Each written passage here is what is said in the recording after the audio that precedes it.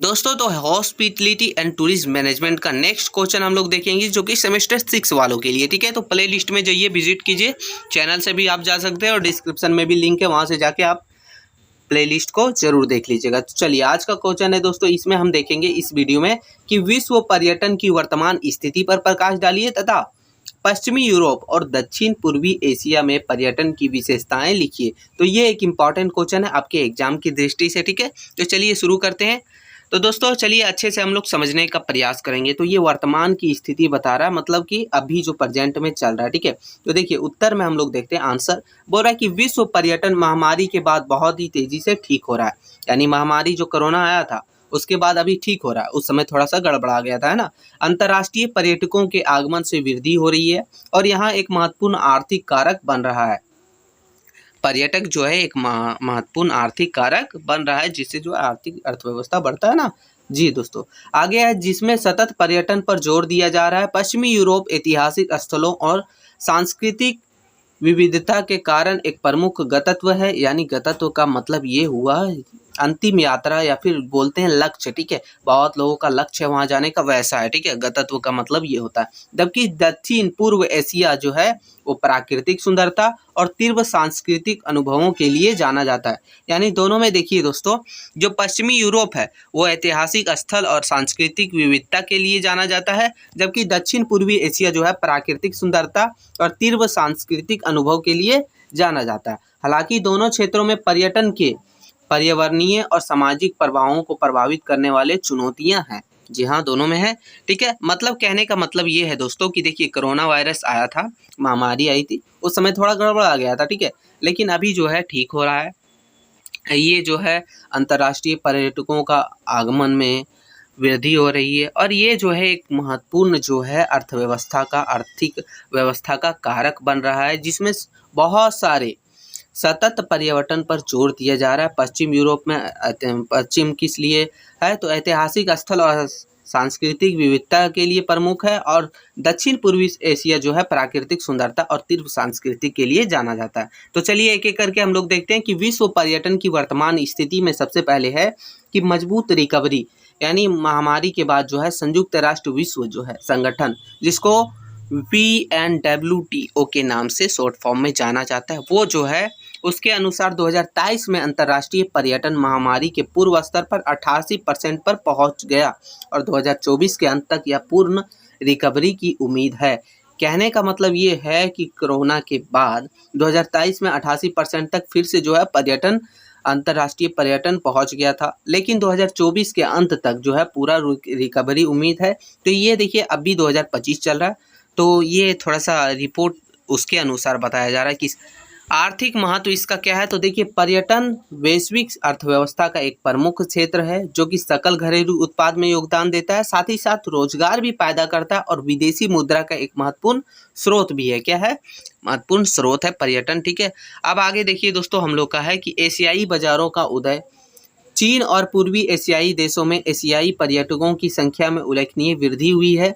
मतलब वहाँ के लोग यहाँ आते हैं, यहाँ के लोग वहाँ जाते हैं पर्यटक के रूप में। ठीक है, सतत पर्यटक पर जोर दिया गया है, यानी कि बढ़ते पर्यटक के नकारात्मक पर्यावरणीय और सामाजिक प्रभावों को कम करने के लिए सतत पर्यटन को बढ़ावा दिया जा रहा है, जिससे आर्थिक लाभों को पर्यावरणीय और सामाजिक जिम्मेदारी के साथ संतुलित किया जा सके। यानी दोनों को संतुलन बनाए रखा जा सके। ठीक है दोस्तों, आगे दोस्तों तकनीक प्रगति यानी टेक्नोलॉजी वगैरह का भी बढ़ावा दिया जा रहा है। जैसे कि देखिए डिजिटल प्लेटफॉर्म और मोबाइल तकनीक ने पर्यटकों के लिए सूचना तक पहुंच और बुकिंग प्रक्रिया को आसान बनाकर पर्यटन को बढ़ावा दिया है। ठीक है, ऑनलाइन वगैरह से देखिए टिकट वगैरह बुक हो जाता है। डिजिटल प्लेटफॉर्म वगैरह है जो कि पर्यटकों के लिए बहुत ही सुविधा बढ़ाया है। ठीक है, पर्यटन को बढ़ावा दिया है।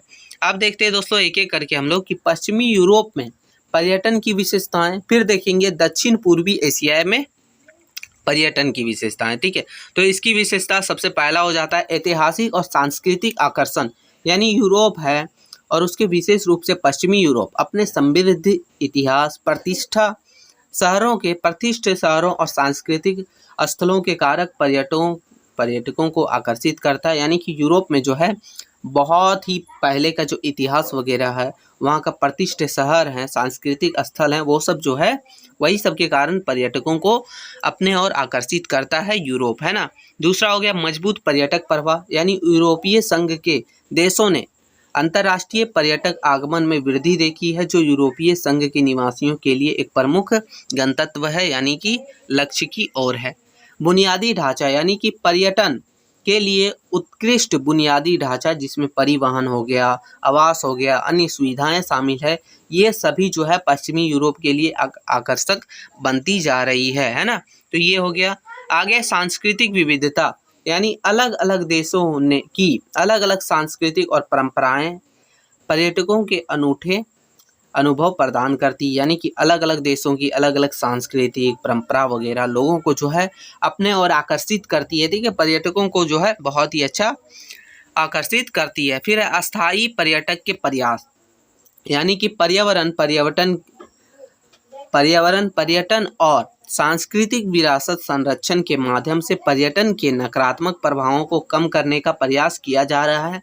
तो ये था दोस्तों हम लोग का क्या था, तो ये था पश्चिमी, ठीक है, पश्चिमी यूरोप में पर्यटन की विशेषताएं। ठीक है, अब हम लोग देखेंगे दोस्तों दक्षिण पूर्वी एशिया में पर्यटन की विशेषताएं, जिसमें एक एक करके हम लोग देखेंगे। सबसे पहले हो जाता है प्राकृतिक सुंदरता, यानी यह क्षेत्र अपनी मनमोहक प्राकृतिक सुंदरता के लिए जाना जाता है, जिसमें प्राचीन जंगल हो गए, सुंदर समुद्र तट हो गए, अद्वितीय वन जीव शामिल है, मतलब बहुत सारे अलग अलग तरह के वन्य जीव शामिल है। ठीक है, सांस्कृतिक और ऐतिहासिक अनुभव, दक्षिण पूर्वी एशिया पश्चिमी सांस्कृतिक मंदिरों और प्राचीन स्थलों के एक जीवित मिश्रण प्रस्तुत करता है, यानी यहाँ जो है बहुत सारी प्राकृतिक, सांस्कृतिक, पारंपरिक संस्कृति और मंदिर जो है प्राचीन स्थल वगैरह जो है मिला हुआ है। फिर उभरता हुआ बाजार, यानी कि श्रम प्रधान पर्यटन उद्योग तेजी से विकसित हो रहा है, जो कि क्षेत्र के लिए एक महत्वपूर्ण आर्थिक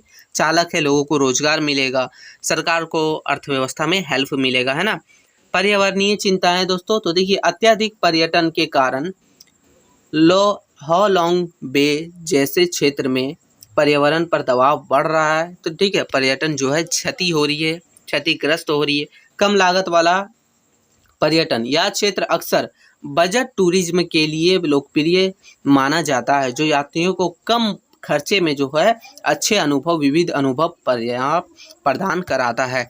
यानी कि कहने का मतलब ये है कि कम लागत में लोग जो है पर्यटन का मजा ले सकते हैं। तो दोस्तों ये था वीडियो। ठीक है, अब थोड़ा सा निष्कर्ष हम लोग देख लेते हैं। बोल रहा है कि विश्व पर्यटन आज अंतर्राष्ट्रीय सहयोग और आर्थिक विकास का एक बहुत बड़ा आधार बन चुका है। ठीक है, ये आप जरूर समझिएगा। पर्यटन वगैरह देखिए बहुत सारे लोग जाते हैं। ठीक है, पश्चिमी यूरोप में पर्यटन मुख्यतः जो है सांस्कृतिक एवं ऐतिहासिक धरोहर तथा प्राकृतिक सौंदर्य पर आधारित है, जबकि जो है दक्षिण पूर्वी एशिया में जो है समुद्री तट, सांस्कृतिक विविधता, सस्ते पर्यटन और स्वास्थ्य पर्यटन के लिए ये प्रमुख है, प्रसिद्ध है। ठीक है, स्पष्ट है कि पर्यटन का दायरा केवल मनोरंजन तक सीमित नहीं है, ये जो है आर्थिक के लिए भी जाना जाता है, सांस्कृतिक और सामाजिक विकास के लिए भी ये सशक्त माध्यम बन चुका है। तो दोस्तों इस वीडियो में हमने देखा कि किस तरह से पश्चिमी यूरोप एशिया और साथ ही साथ जो है दक्षिण पूर्वी एशिया का पर्यटन की विशेषताएं देखें,